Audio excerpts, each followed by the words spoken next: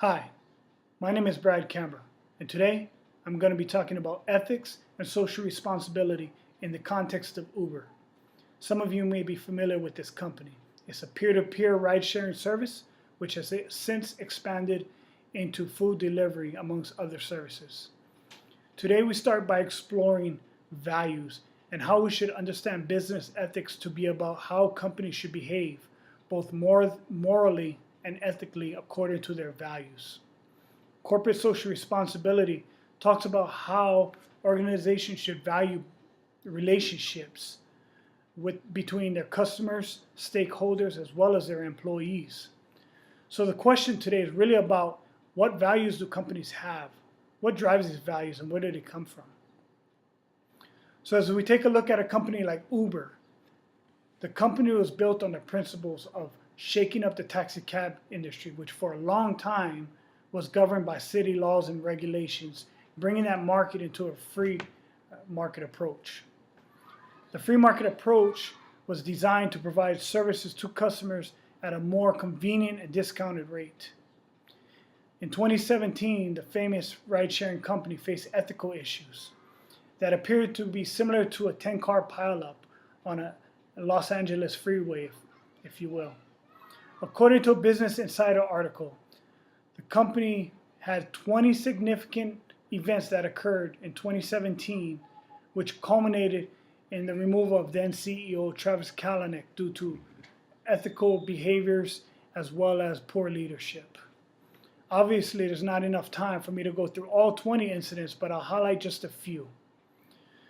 So in February 2017, a former female employee alleged a culture of sexual harassment and gender inequality.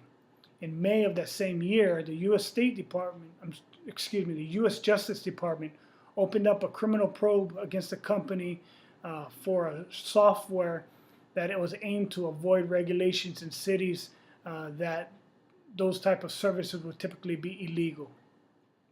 In November of that same year, there was a cyber attack against the company's software network, which ended up releasing data on 57 million customers. So the question now becomes, what is Uber's values? While assessing Uber's pre-2017 corporate values, the company listed 14 values that were linked to their strategic plan. Again, for the sake of time, I'm not going to go through all of them, but I'll highlight just a few. So one of their values was never to toe step. Don't step on anyone's toe in the company. Always be hustling. Yes, always be hustling. And making magic.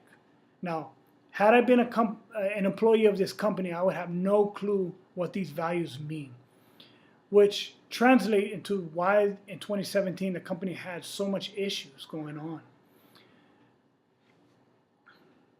When we consider Uber's values in the strategic planning process, specifically when looking at a SWOT analysis, we find many strengths and opportunities that allow the company to grow both in a domestic and a global market. However, I don't think much consideration was given to the weaknesses and their threats. Again, hindsight is always 20/20, but I'll touch a few of the issues that was presented. So the poor crisis management, controversial practices, relationship with their stakeholders were poor. Growing number of competitors, political instability, and fraud and data security breaches throughout the company. Since the ousting of Uber's then CEO Travis Kalanick, the company's new CEO Dana Krukowski has made significant changes to improving the organization's corporate social responsibility, which included relationship building with the stakeholder, as well as hiring a new legal team that will advise the company on legal issues.